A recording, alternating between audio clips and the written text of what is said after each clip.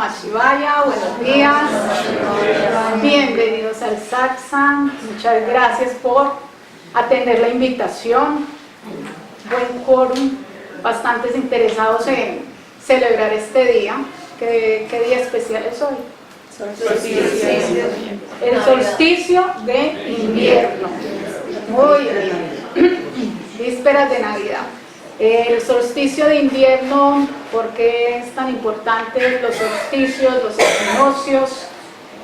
Bueno, porque son movimientos que se están dando a nivel del universo, son movimientos que está haciendo nuestro planeta alrededor de un sol que es la potencia y la majestuosidad, es el todo para nosotros en este plano tierra, ¿no es cierto?, como seres humanos. Ese solsticio, entonces estos solsticios y equinoccios, además de marcar las estaciones a nivel del año, tienen unos efectos muy importantes a nivel de la atmósfera y a nivel del cosmos.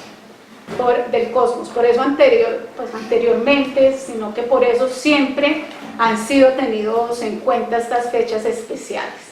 Entonces hoy estamos celebrando el solsticio de invierno, marca el comienzo del invierno, también tiene como generalidad que es la noche más oscura del año.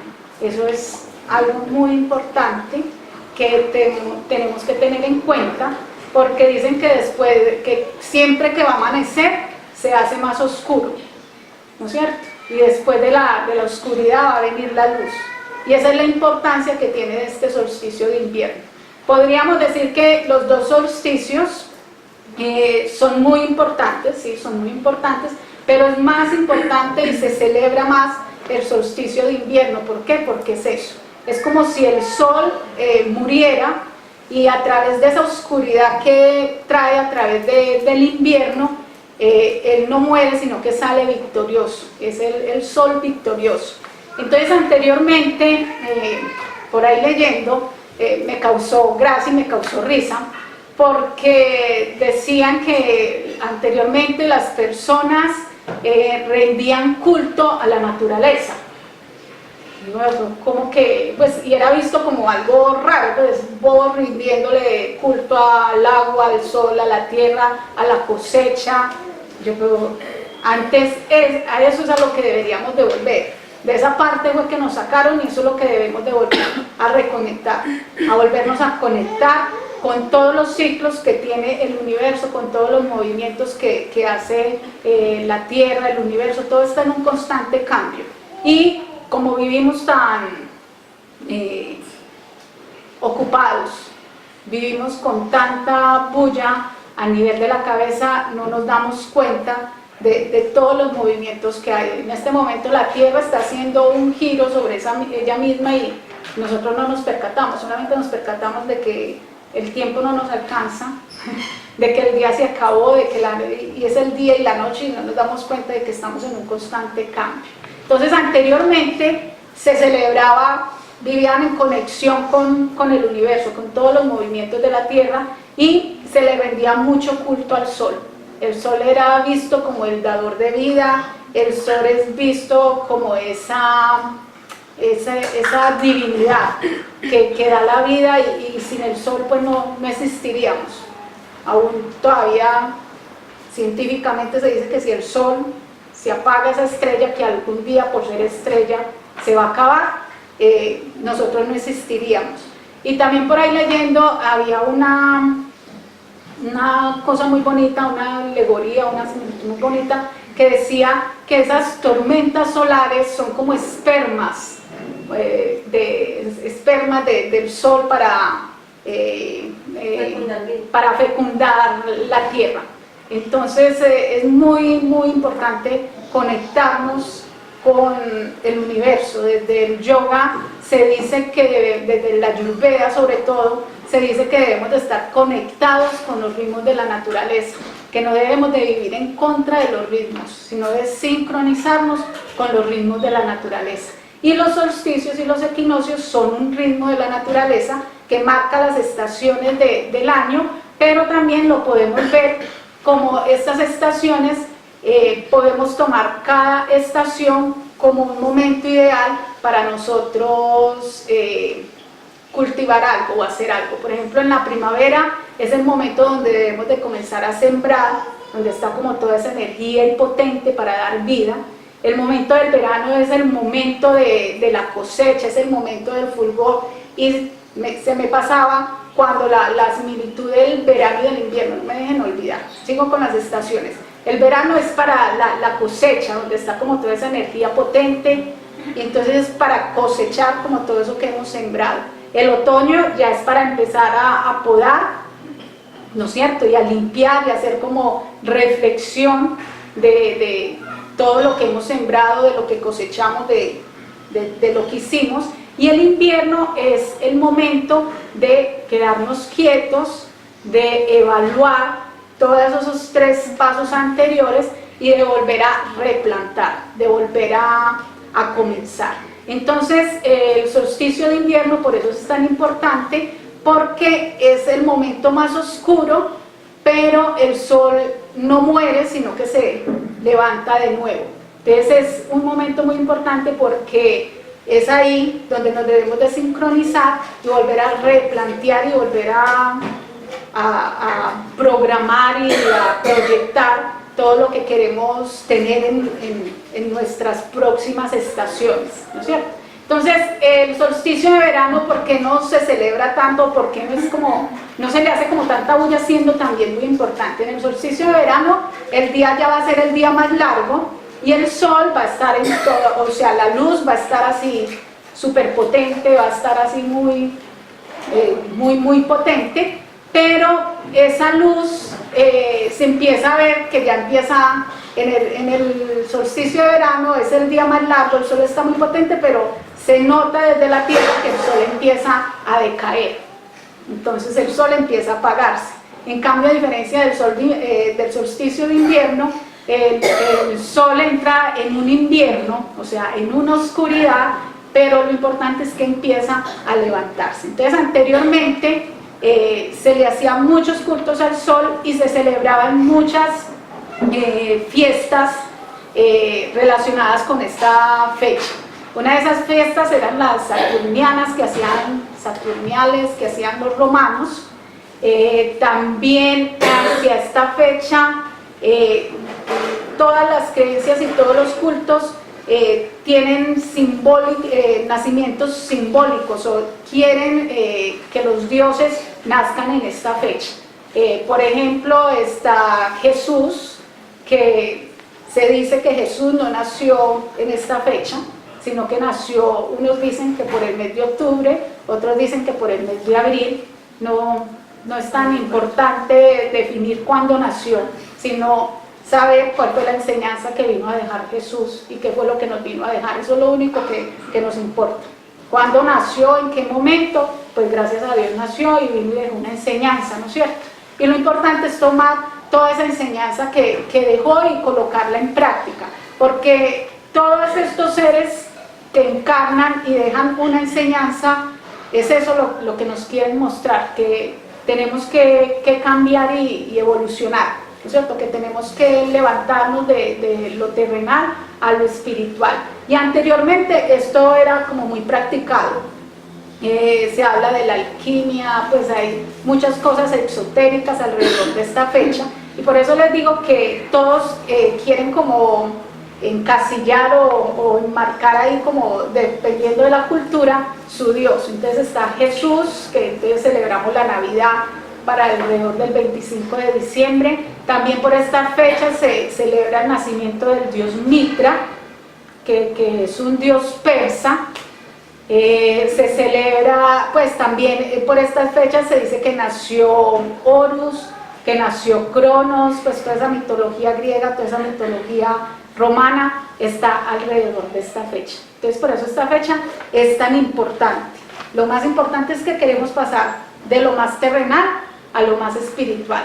Hay una parte de las fiestas saturniales, pues que eran las fiestas que se le hacía a Saturno en la cultura romana, Y en esa época, pues que da en relación con la fecha del solsticio, que siempre cae entre el 21 y el 23 de diciembre, había una práctica donde a los esclavos se les colocaba en libertad. Y además de colocarlos en libertad, eran atendidos, o sea que se invertía como los papeles. Ellos eran los que servían y esa fecha se cambiaba y ellos eran liberados y los demás les servían, les daban comida, los atendían. Entonces, hay un teólogo que dice, vamos a ver si lo encuentro, la explicación pues no, y está muy clara la explicación de lo de los esclavos. Dice, el filósofo neoplatónico Porfirio mantiene que la fecha se debía justamente a que Saturno entraba en Capricornio. Como les digo, somos un microcosmos de este macrocosmos, ¿no es cierto? Las estrellas están ahí, las constelaciones, todo, y la gente anteriormente era muy estudiosa de todos estos movimientos del Sol y de las estrellas. Entonces, dice que Saturno entraba a Capricornio, lo que tenía un significado esotérico, ya que Capricornio es llamado la puerta de los dioses, o la puerta a través de la cual las almas ascienden o se liberan del mundo material. Esto era recreado por la tradicional práctica que se realizaba en la Saturnalia, o sea, en esa fiesta, entre comillas, llamada pagana, porque todas estas fiestas son llamadas paganas porque no había un dios como de religión, por eso eran fiestas paganas. Pero para mí la fiesta pagana es muy buena porque vivíamos conectados con el universo. Celebrábamos el nacimiento del sol, celebrábamos los eclipses, celebrábamos pues todo lo que nos mostraba la naturaleza, porque éramos observadores de la naturaleza. Solamente que nos mutilaron y nos velaron y nos pusieron a Dios de una manera muy diferente. ¿Qué más Dios que ver toda esta creación y toda esta naturaleza, ¿no es cierto? Entonces sigo. Entonces era recreado por la tradicional práctica que se realizaba en la Saturnalia, de liberar temporalmente a los esclavos e invertir el orden establecido de la sociedad. O sea, los esclavos eran servidos con banquetes, regalos y demás. Muy relacionado con la Navidad, ¿no es cierto? Hacemos comida, hacemos regalos, nos reunimos.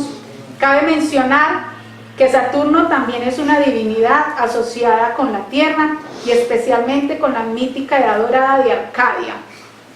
Era una edad dorada, así como en yoga hablamos de los yugas, que son diferentes eras. Entonces había una edad dorada que se llamaba Arcadia y en la que se vivía en comunión abundante con la naturaleza. Entonces, el hecho de que los esclavos fueran liberados durante la Saturnalia simboliza la liberación de las almas de la prisión del mundo material. Entonces, eso es lo que simboliza. Todo es un simbolismo. Desde la antigüedad más remota, todo nos lo han dado en forma de símbolos. ¿Por qué? Porque venimos a estudiar, venimos a aprender, venimos a trabajar. Y es un proceso que tenemos que hacer desde lo más ingenuo, de lo más... desde lo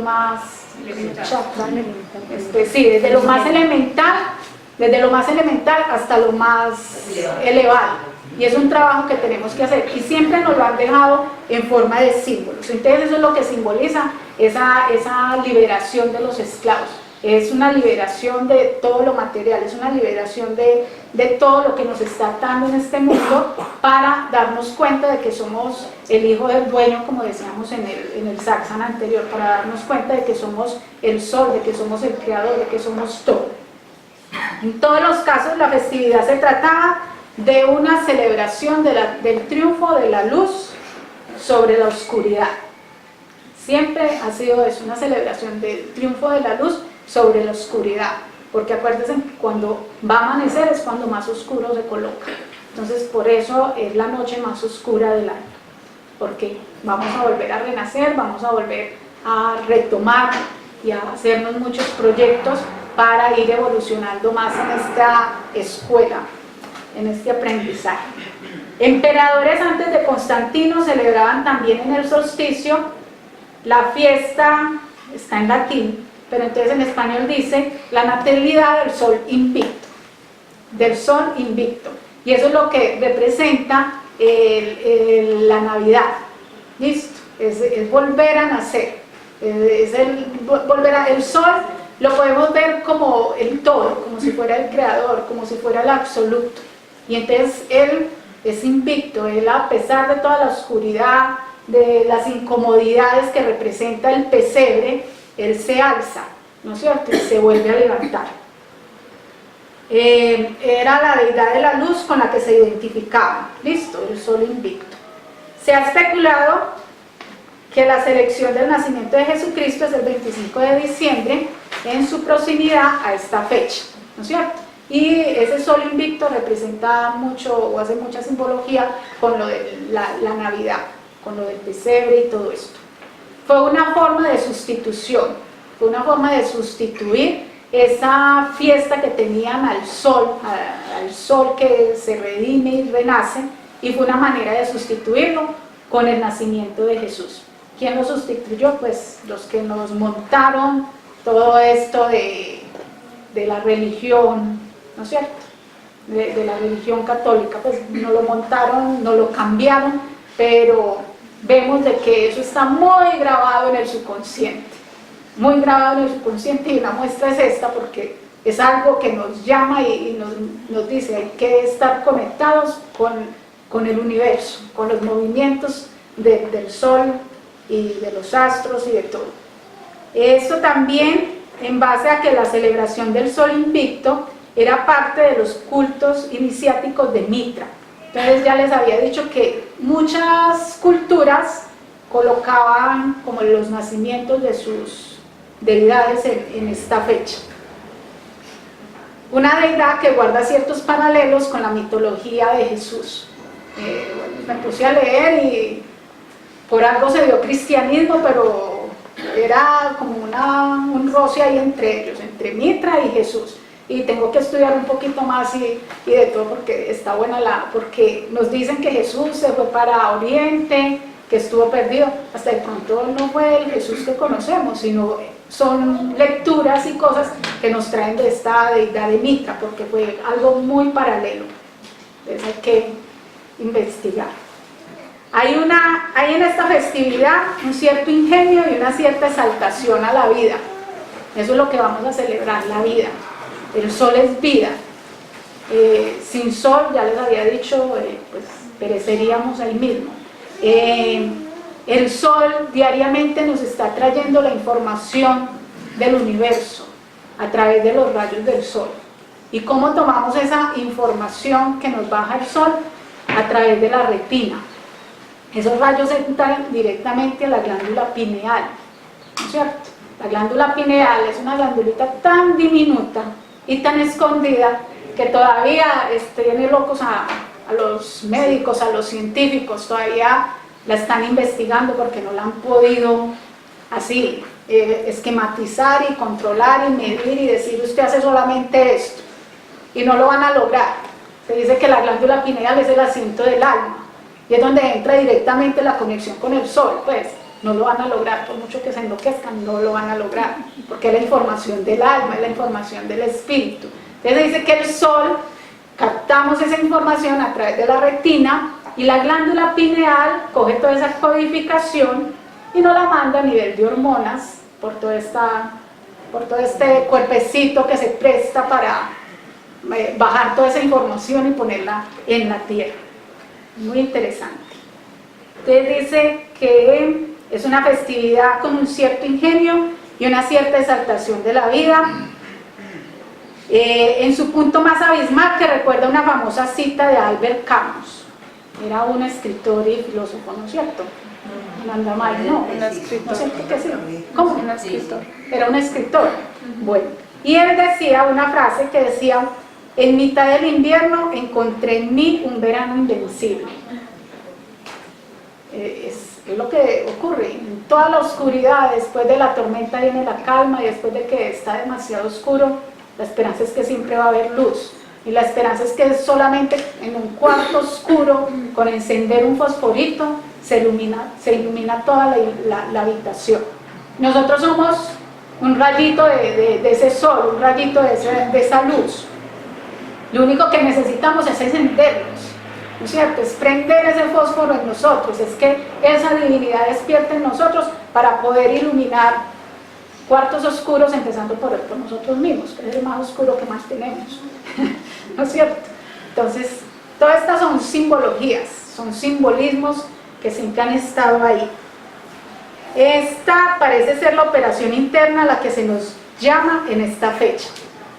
Si seguimos el ritmo de la naturaleza y nos aliamos a su proceso. Una incursión hacia la profundidad más sombría para encontrar ahí la luz inextinguible del espíritu, la vida misma que se mueve por los abismos para renovar. Siempre el sol ha sido considerado el símbolo de la vida y la conciencia. Hay otro filósofo con un nombre muy raro, entonces dice: el sol es vida, y esta vida es la propiedad común en todas las cosas, el poder del cual dependemos. Desde el más pequeño átomo hasta la más grande estrella, la luz es un símbolo de la presencia de la vida. En todos lados encontramos símbolos, y en donde hay símbolos encontramos la historia del sol victorioso, la misteriosa luz universal que iluminó el ser de todas las cosas, y esta luz y este poder es la vida del hombre. Es la vida de toda la creación, distribuida a través de las hojas de pasto, atravesando toda forma en el vasto árbol de la vida. Por ello, en el análisis final, toda la vida es una sola vida. O sea, todos somos uno. Y esa vida es la eterna luz vida en sí misma. O sea, somos el alma, somos eternos en la luz del sol, en la vida. El poder de la divinidad en toda la creación. Más allá de este hermoso entendimiento místico del proceso del solsticio de invierno, siempre los solsticios y los equinoccios son puntos salientes del viaje solar anual y como tales nos permiten reflexionar sobre el cambio.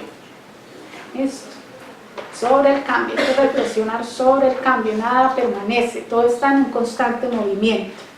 Y los diferentes procesos de la naturaleza a los cuales también nosotros estamos sujetos. Contemplar y reflexionar sobre esto es una forma de encontrar sentido y conexión con algo más grande de lo cual somos parte. Espero haberles dejado la inquietud. Los invito hoy a estar en conexión con esa noche más oscura. Listo. Y de poder perdonar, que es lo que vamos a tener enseguida en la conferencia de la mañana. En la tarde, la de ahora es de prosperidad, o sea, de sembrar, de proyectar. Luego vamos a tener en la tarde la parte sobre el perdón y la rueda de la vida. Y más tarde, cuando esté atardeciendo, después de la novena de Navidad, que va a ser a las 5:30, vamos a tener una meditación, ya está oscureciendo, y al último vamos a volver a renacer a través del fuego. El ritual de fuego es a las 7 de la noche, es el momento cúspide, el momento de cerrar, porque el fuego, como el sol, es el que transmuta y permite hacer todos esos cambios que queremos tener en nuestra vida. Humberto, ¿querías decir algo? No. Me estaba estirando. Te estabas estirando. Muy bien. Yo creí que nos quería aportar algo. Ontaxá, ¿cierto? ¿Tiene algún aporte más? ¿Quiere decir algo? Bueno, yo leí un pedacito de Swami Shivananda sobre la idolatría, porque toda esta parte pues habla de los cultos paganos, de idólatras que tienen muchos dioses y así por el estilo. Y hay una partecita que dice: Radha Krishna también está relacionado con esta fecha de la no, Krishna es de la luna, pero el que está relacionado es Rama. Rama, que es el Ra, que es el sol. Y por eso hoy muy naturalmente surgieron las canciones, muy naturalmente, sin prepararlo. Idolatría 185. Entonces les quiero leer un pedacito sobre lo que dice Swami Shivananda.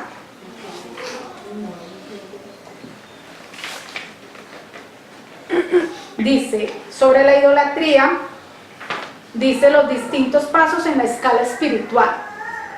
No hay ninguna razón para no adorar a un ídolo al principio.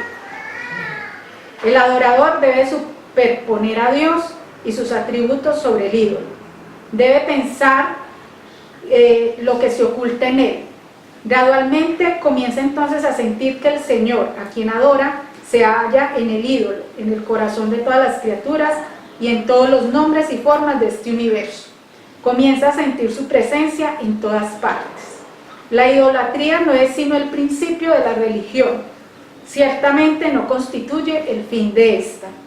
Las mismas escrituras hindúes que prescriben la adoración de imágenes para los principiantes, para los que estamos acá en el kinder, hablan de la meditación en el infinito o el absoluto y de la contemplación en el significado del Mahavakya o de la frase sagrada Tattvamasi, tú eres ello, para los aspirantes avanzados. O sea, cuando estamos en el kindergarten, que somos la mayoría, y si no estaríamos en otro plano, necesitamos de imágenes, necesitamos donde poner esa energía de Dios, la necesitamos ver ahí como densa, como tangente, porque si nos vamos a esa famosa frase tan importante de Mahavakya, que es tú eres ello, queda eso allá muy montado, tú eres ello, pues nos queda así como muy superficial, muy alto. Entonces, para los que estamos en el kinder, pues ahí en la primaria, necesitamos símbolos, necesitamos imágenes para conectarnos con esa deidad, con esa espiritualidad. Ya los que están en un paso más avanzado, solamente con meditar en esa frase y en el absoluto y en el infinito, con eso tienen para sentir esa presencia divina. Los hindúes saben que las imágenes, las cruces y las medias lunas no son más que símbolos distintos, cuya finalidad es fijar la mente al principio para desarrollar la concentración. Son como distintos asideros de los que cada uno cuelga sus ideas y convicciones espirituales, pero ese símbolo no es necesario para todos. No es obligatorio recurrir a él en el hinduismo. Por ejemplo, no lo necesita un yogi avanzado o un sabio. El símbolo es como la pizarra, necesaria para el niño de primer grado. Pero los que no lo necesitan no tienen derecho a decir que su uso sea equivocado. Si dicen tal cosa, descubren su propia ignorancia. Cada cosa marca una determinada etapa en nuestro progreso. El alma humana lleva a cabo distintas tentativas para abarcar y realizar lo infinito o lo absoluto, según su fortaleza y su grado de evolución. Así, se eleva más y más alto, reúne más y más fuerzas, eventualmente se funde en el Supremo y logra la unidad o su propia identidad real. ¿Sí? Se está estirando, quiere hacer una pregunta. No quiere aportar. Un aporte, no, que me está acordando ahorita, que estaba hablando de que antes se veía más la naturaleza. Y estaba escuchando una conferencia de una persona que se llama Shamalu, boliviana, que le decían acerca de la abuela de él, y que a la abuela le decían analfabeta. Y ella respondió, yo no soy analfabeta, analfabetas son solo los que leen libros, no leo la naturaleza. Y especialmente hoy, invitarlos a darnos el regalito de mirar la naturaleza, es porque es hoy solsticio de invierno, es mirar el sol más de lo normal, ¿cierto? Como mirar, porque esa abuela y muchas abuelas de acá de la naturaleza sabían qué hora era solamente viendo el sol, sin mirar el reloj, ¿cierto? Y yo creo que la primera vez que se dieron de cuenta que había un solsticio no fue mirando un telescopio, sino que es conectándonos con la naturaleza. Entonces la invitación es hoy y es mirar también nuestro sol interno. Hay un sol externo y hay un sol interno, que es lo que mencionamos nosotros acá en el yoga. Y es a través de la meditación. Uno cerrar los ojos y ver ese sol interno que Divya lo está explicando mucho. Hay una oscuridad, pero después de la oscuridad hay luz. Y nosotros sabemos que hay luz adentro de nosotros. Entonces la invitación es esa meditación de conectarnos con la naturaleza. Justo ayer estaba hablando con una compañera ahí, me decía, acá en la ciudad extrañamos mucho la naturaleza. Las frutas de la ciudad son muy diferentes a las frutas del campo.